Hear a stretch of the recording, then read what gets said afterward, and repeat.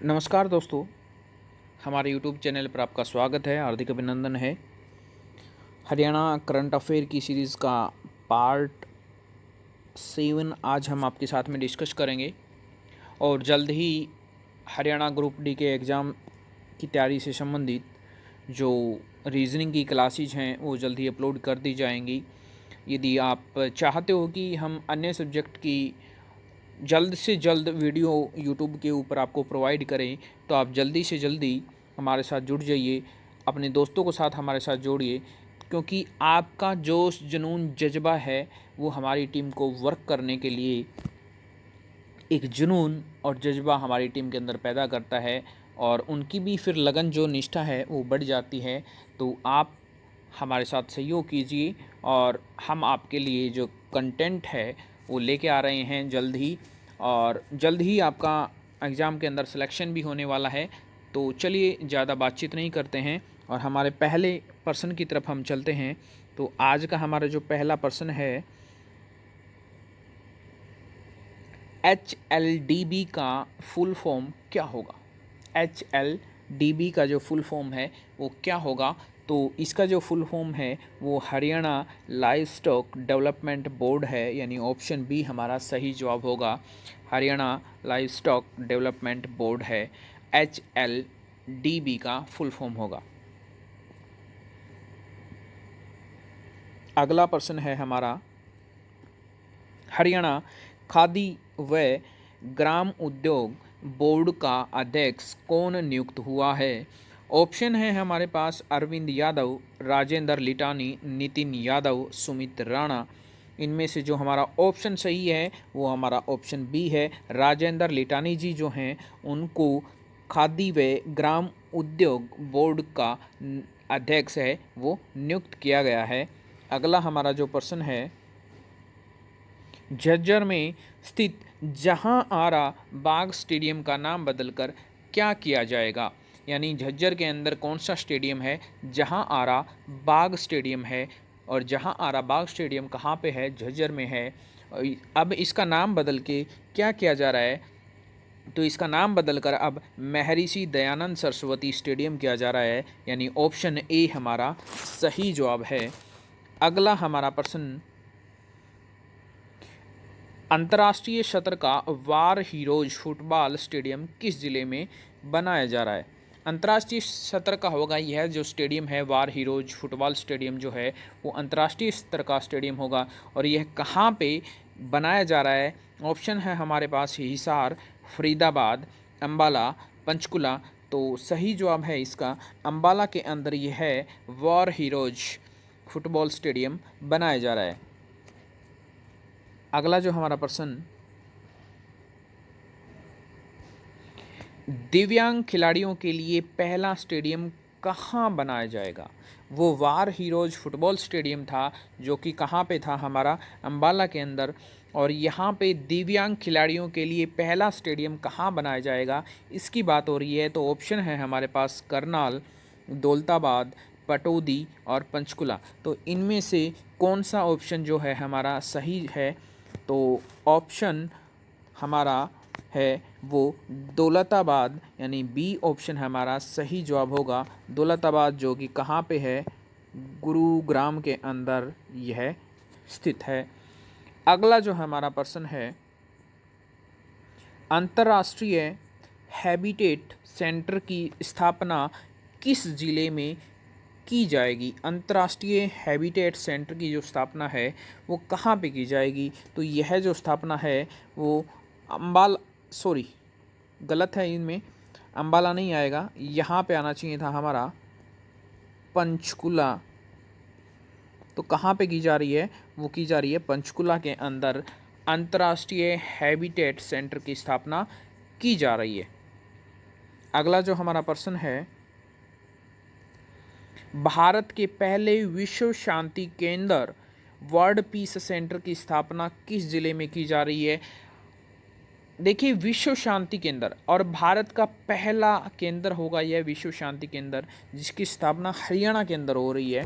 तो देखिए हमारे पास में ऑप्शन है पंचकुला, सिरसा, मेवात, और गुरुग्राम। तो कहाँ पे है यह? ऑप्शन डी हमारा सही जवाब होगा। गुरुग्राम के अंदर पहले विश्व शांति केंद्र की स्थापना की जा रही है। अगला प्रश्न है हमारा, हरियाणा के पहले कौशल वृद्धि केंद्र की स्थापना कहाँ की जाएगी? मतलब CSR आर्म की स्थापना है वो हरियाणा के अंदर कहाँ पे की जाएगी? ऑप्शंस में आपके पास में उचाना खुर्द, सफ़ीदों, पिल्लूखेड़ा, अलेवा। तो ये जो ऑप्शन ए है हमारा सही जवाब है उचाना खुर्द, जो कि जींद के अंदर है। यहाँ पे हरियाणा के पहले कौशल वृद्धि केंद्र की स्थापना की जा रही है। अगला हमारा प्रश्न है, हरियाणा का पहला मॉडल स्किल सेंटर कहाँ पर स्थापित किया गया है? हरियाणा का पहला मॉडल स्किल सेंटर, ठीक है, तो ये जो स्थापित किया गया है वो कहाँ पे किया गया है? पन्नीवाला मोटा के अंदर, पन्नीवाला मोटा के अंदर स्थापित किया गया है। और ये कहाँ पे है? ये सिरसा के अंदर है। तो ऑप्शन सी हमारा सही जवाब होगा। सिरसा के अंदर पहले मॉडल स्किल सेंटर की स्थापना की जा रही है। अगला जो हमारा प्रश्न है, देखिए शेयर करते रहिए और सब्सक्राइब कर लीजिए यदि नए हो चैनल पे। अगला प्रश्न है, हरियाणा राज्य के पहले ई चार्जिंग स्टेशन की शुरुआत पंचकुला में कब की गई थी? तो पंचकुला के अंदर देखिए सारी अब इलेक्ट्रिक व्हीकल आने शुरू हो गए हैं। पहले ई रिक्शा आई थी हमारी, तो अब जो व्हीकल आ गए हैं तो उनके लिए जो चार्जिंग स्टेशन है उनकी भी ज़रूरत पड़ेगी। तो वो शुरुआत कर रही है हरियाणा सरकार। तो शुरुआत कहाँ से की है? पंचकुला से चार्जिंग स्टेशन की शुरुआत की है। और कब की है? ये की है हमारी 4 जनवरी 2021 को पंचकुला से ई चार्जिंग स्टेशन की हरियाणा राज्य ने शुरुआत कर दी है। अगला प्रश्न हमारा, हरियाणा के किन दो जिलों को मॉडल इलेक्ट्रिक मोबिलिटी यानी EM इलेक्ट्रिक मोबिलिटी घोषित किया गया है? तो वो ज़िले बताने हैं कौन से दो ज़िले हैं जिनको मोबिलिटी घोषित, इलेक्ट्रिक मोबिलिटी घोषित किया गया है? तो वो हमारे ज़िले हैं गुरुग्राम और फरीदाबाद। ऑप्शन डी हमारा सही जवाब है। देखिए पॉइंट टू पॉइंट इसीलिए बात कर रहे हैं हम क्योंकि एग्ज़ाम आपके पास में है, और यदि आप क्विक रिवीजन भी करना चाहो एग्ज़ाम से पहले तो आप आसानी से कर सकते हो। यदि हम डिटेल में बात करेंगे तो फिर आपकी वो समझ से बाहर हो जाएगा और टाइम ज़्यादा आपको गंवाना पड़ेगा, इसलिए हम पॉइंट टू पॉइंट ही बात कर रहे हैं। अगला जो हमारा प्रश्न है, हरियाणा सरकार ने इलेक्ट्रिक व्हीकल नीति 2022 को कब मंजूरी दी थी? इलेक्ट्रिक व्हीकल नीति को मंजूरी कब दी हरियाणा सरकार ने? वो मंजूरी दी 27 जून 2022 को। ऑप्शन डी हमारा सही जवाब है। और इलेक्ट्रिक चार्जिंग स्टेशन कहाँ से शुरुआत की थी वो आपको अभी अभी पीछे बताया है हमने, ठीक है। कहाँ शुरुआत की थी ई चार्जिंग स्टेशन की? वो पंचकुला से की थी, ठीक है। अगला जो हमारा प्रश्न है, हरियाणा सरकार नेशनल और स्टेट हाईवे पर स्थित बिजली घरों में कितने चार्जिंग स्टेशन बनाएगी? तो चार्जिंग स्टेशन जो है हरियाणा सरकार बिजली घरों के अंदर जो स्टेट हाईवे के ऊपर हैं और जो नेशनल हाईवे के ऊपर जो बिजली घर हैं उनके अंदर चार्जिंग स्टेशन बनाने जा रही है। तो वो कितने बिजली घरों के अंदर बना रही है? 500, 1000, 580 और 600। तो इसमें से जो ऑप्शन सी हमारा 580 चार्जिंग स्टेशन है वो बनाने जा रही है, ठीक है। अगला जो हमारा प्रश्न है, हरियाणा सरकार ने किसानों को डिजिटल प्लेटफॉर्म के ज़रिए अपनी फसल बेचने के लिए किस प्रोजेक्ट की शुरुआत की है? तो ये शुरुआत की है हमारी एग्रीस्टेक परियोजना, यानी ऑप्शन सी हमारा सही जवाब है। एग्रीस्टेक परियोजना के तहत किसान अपनी फसल को डिजिटल प्लेटफॉर्म के ज़रिए बेच पाएंगे। अगला हमारा प्रश्न है, मुख्यमंत्री मनोहर लाल के द्वारा नगर दर्शन पोर्टल की शुरुआत कब की गई थी? तो नगर दर्शन पोर्टल की शुरुआत है मुख्यमंत्री मनोहर लाल के द्वारा 13 अप्रैल 2022, यानी ऑप्शन बी हमारा सही जवाब है। अगला प्रश्न है, मुख्यमंत्री मनोहर लाल के द्वारा CM उपहार पोर्टल कब लॉन्च किया गया था? सीएम उपहार पोर्टल लॉन्च कब किया गया था? तो ये लॉन्च किया गया था 31 अक्टूबर 2022 को, और इसी दिन सीएम डैशबोर्ड पोर्टल जो है उसकी भी इसी दिन शुरुआत की गई थी, इसी दिन उसको भी लॉन्च किया गया था। ठीक है, तो सीएम डैशबोर्ड पोर्टल और सीएम उपहार पोर्टल है वो दोनों 31 अक्टूबर 2022 को लॉन्च किए गए। अगला हमारा प्रश्न है, हाल ही में चंडीगढ़ का नया गृह सचिव कौन बना है? चंडीगढ़ का जो नया गृह सचिव है वो नितिन यादव को बनाया गया है। ऑप्शन ए हमारा सही जवाब है। और नए जो डीजीपी हैं यानी डायरेक्टर जनरल ऑफ पुलिस जो हैं वो कौन बने हैं? वो बने हैं हमारे परवीन रंजन। कौन बने हैं? परवीन रंजन। और हॉर्टिकल्चर वेस्ट प्लांट जो है उसकी शुरुआत भी कहाँ से हुई है? चंडीगढ़ से हुई है। अगला प्रश्न है, हरियाणा युवा अधिकारिता और उद्यमिता विभाग किस मंत्री के पास है? तो ये जो विभाग है, ऑप्शन है हमारे पास संदीप सिंह मूलचंद मुख्यमंत्री और गृह मंत्री। तो ये हमारा ऑप्शन सी है, सही जवाब है, मुख्यमंत्री के पास में है। और हमारे मुख्यमंत्री हैं श्री मनोहर लाल खट्टर जी। तो ये विभाग अब किसके पास में है? युवा अधिकारिता और उद्यमिता विभाग मनोहर लाल जी के पास में है। ठीक है, अगला प्रश्न है हमारा, विधायक के रूप में मुख्यमंत्री मनोहर लाल ने किस गांव को गोद लिया है? ये कयोढक जो गांव है कैथल के अंदर है, इसको वर्तमान में मुख्यमंत्री जी ने विधायक के रूप में गोद ले लिया है। अगला प्रश्न है हमारा, 14वीं विधानसभा तक कुल बने मुख्यमंत्रियों की संख्या कितनी है? यानी मुख्यमंत्री कुल कितने बने हैं, ये नहीं बोल रहा कि कितने व्यक्तिगत रूप से कितने मुख्यमंत्री हैं। तो व्यक्तिगत अलग हैं और मुख्यमंत्री कितने हैं उनकी संख्या हमारी 21 है। और यदि व्यक्तिगत रूप से हम बात करें तो 10 मुख्यमंत्री बने हैं। कितने मुख्यमंत्री बने हैं? 10 मुख्यमंत्री बने हैं 14वीं विधानसभा तक। अगला हमारा प्रश्न है, दिल्ली में आयोजित गणतंत्र दिवस परेड में गाया गया संस्कृत गीत, संस्कृत के अंदर एक गीत गाया था गणतंत्र दिवस जो परेड हुई थी दिल्ली के अंदर, तो वो किस व्यक्ति के द्वारा लिखा गया था?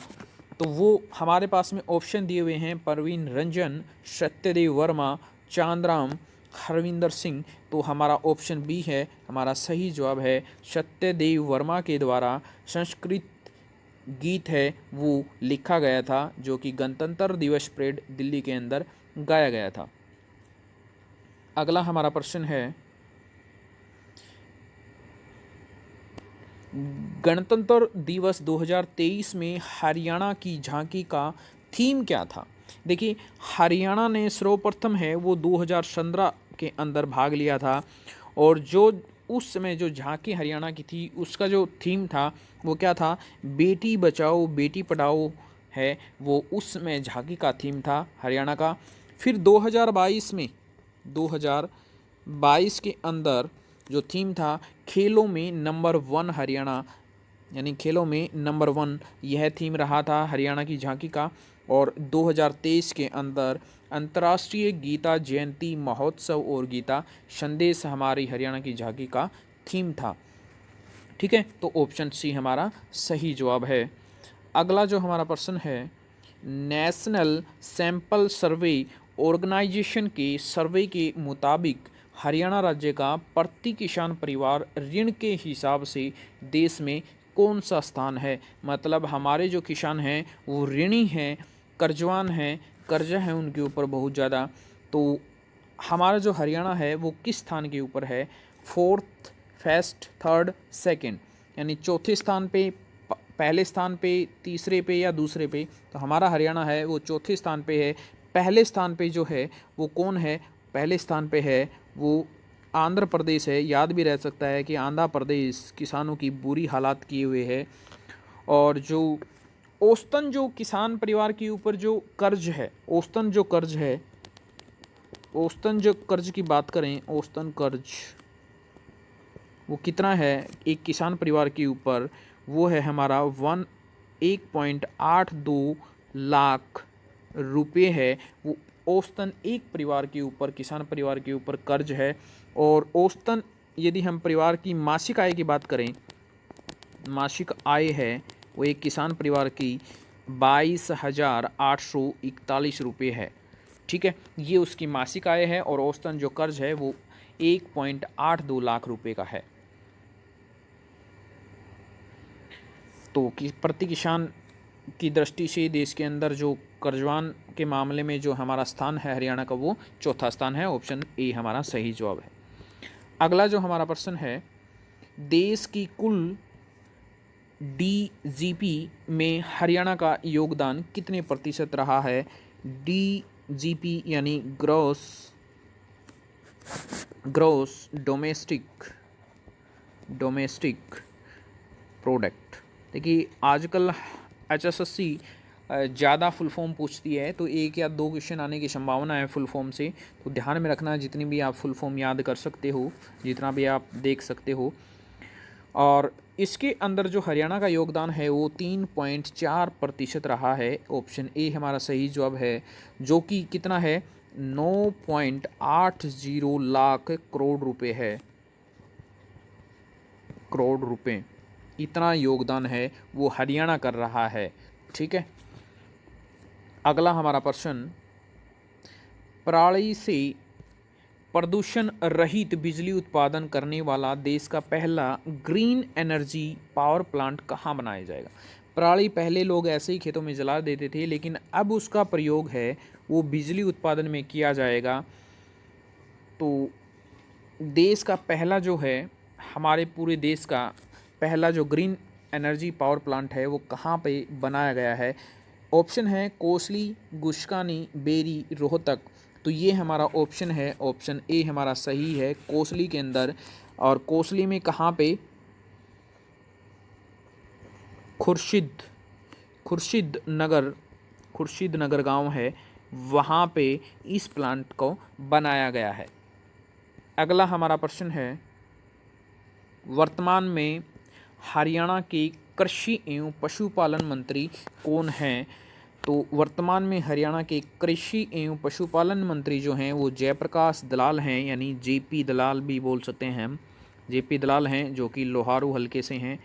कहाँ से हैं? लोहारू हलके से हैं। और नेक्स्ट हमारा जो क्वेश्चन रहेगा, सौर ऊर्जा आधारित वर्टिकल जल निकासी प्रणाली योजना का शुभारंभ भिवानी के किस गांव से किया गया है?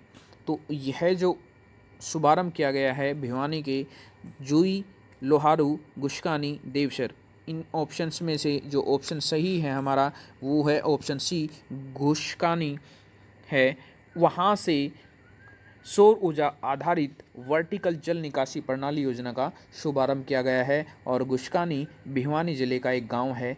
ठीक है, अगला प्रश्न है हमारा, नाथुश्री चोपटा गांव में सेमग्रस्त भूमि सुधार प्रोजेक्ट, कौन सा प्रोजेक्ट? सेमग्रस्त भूमि सुधार प्रोजेक्ट है, उसका शुभारंभ किया गया है। यह गांव किस ज़िले में है? तो नाथुश्री चोपटा जो गांव है वो किस ज़िले के अंदर है? वो हमारा सिरसा ज़िले के अंदर है। ऑप्शन हमारा सी सही जवाब है। अगला प्रश्न है हमारा, हरियाणा के किस ज़िले में MBIR यानी मानेसर बावड़ इन्वेस्टमेंट रीजन, मैंने आपको बताया था कि फुल फॉर्म ध्यान में रखना बहुत ही ज़रूरी है। हो सकता है किसी भी क्वेश्चन के अंदर आपसे फुल फॉर्म के बारे में पूछ लिया जाए, तो ये चीज़ें ध्यान में रखनी है। तो मानेसर बावड़ इन्वेस्टमेंट रीजन विकसित किया जा रहा है, वो कहाँ पे किया जा रहा है? हरियाणा के अंदर। तो वो किया जा रहा है हमारा ऑप्शन ए, रेवाड़ी के अंदर वो है, किया जा रहा है। अगला प्रश्न है हमारा, हरियाणा सरकार में अग्निशमन एवं आपात सेवा विभाग किसके पास है? तो यह विभाग ऑप्शंस में है हमारे पास अनिल विज, मनोहर लाल, अनिल विज 2 बार दे दिया है गलती से, दुष्यंत चौटाला। तो ऑप्शंस कौन सा सही है? ऑप्शन डी हमारा सही जवाब है। दुष्यंत चौटाला जो हैं हरियाणा सरकार में अग्निशमन एवं आपात सेवा विभाग है। ठीक है, इसके मंत्री हैं यह। और किस पार्टी से हैं यह जेजेपी पार्टी से हैं। 2018 के अंदर जींद के अंदर इस पार्टी की स्थापना की गई थी। और चुनाव जो क्षेत्र है इनका वो कौन सा है, उचाना है वो इनका चुनाव क्षेत्र है।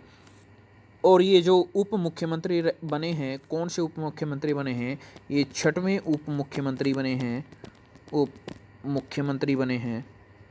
इससे पहले 5 उप मुख्यमंत्री और बन चुके हैं, जिनके नाम क्या क्या नाम हैं,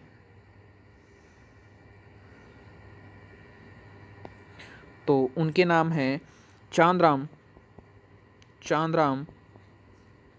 मंगल सिंह, बनारसी दास गुप्ता,